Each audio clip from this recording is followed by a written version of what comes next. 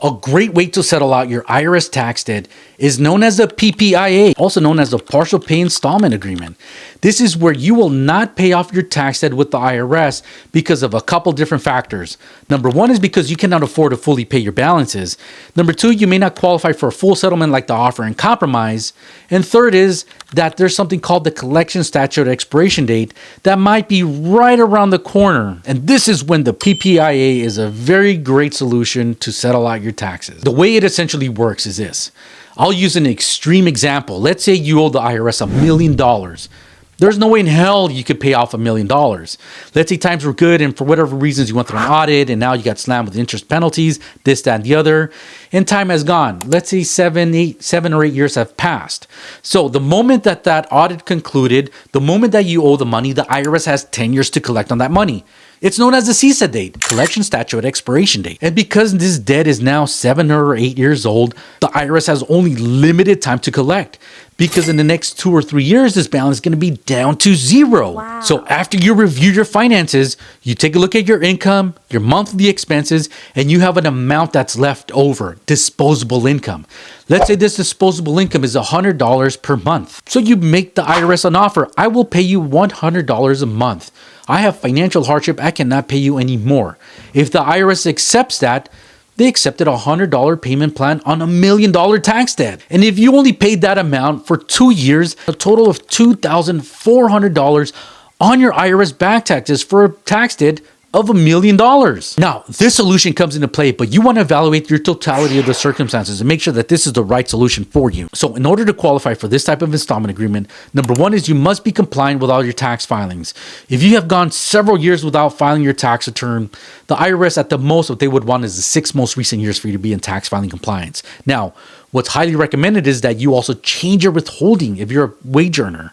And if you're in business and always owe every year, you got to make estimated payments. In addition to that, keep good business records, have your profit and loss statement, your balance sheet, file on time, and make your deposits. Those help you out at tax time. Now, how you apply for the partial pay installment agreement also depends on which collections department of the IRS handles your case. Typically, you could fill out the 433H with the IRS, and if not, you use a combination of the 433F along with the 433D and submit that along with proof of your supporting documents. I'll touch on supporting documents a little bit. And if you happen to be assigned a revenue officer under field collections with the IRS, you must disclose your finances on a 433A form. In addition to the IRS forms, you need to supply supporting documents, which is your proof of income, proof of expenses. So if you're a wage earner, it's your pay stubs. If you're in business, you got to supply a profit and loss statement, balance sheet, and of course, some bank statements to go along with that. Wage earners typically 3 months, and if you're in business, 6 months worth of bank statements. Also supply anything else that supports your financial position.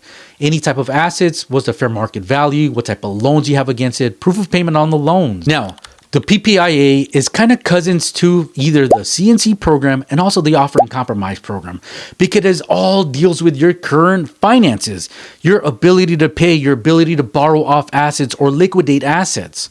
So when we type evaluate somebody's position, somebody's financial position, we evaluate all options. And typically the PPIA goes with several rounds of negotiation with the IRS. My name's Sergio Melendez. I'm an enrolled agent, Juris Doctored. I have personally resolved hundreds of millions of dollars on behalf of my clients with their IRS tax debt. If you're finding value, like and follow for more. And if you're facing some IRS tax problems and you want to see if you qualify for one of the financial settlements, comment tax settlement. My team will reach out and we'll coordinate a free case review. And applying for the PPIA program, the IRS has to review your information.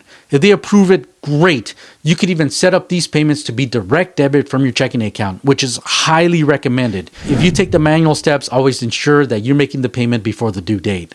Now, this program could be rejected, and that's why they could take several rounds because the IRS may say, you know what, you're paying too much on this, there's not a proof of that. So you may have to come back and prove up your position for you to provide proof of your reasonable living expenses. And if you want to know more about the other financial programs, the CNC program and the offer and compromise program, check out my 2 prior videos where I fully discuss those programs in detail. Thanks for watching.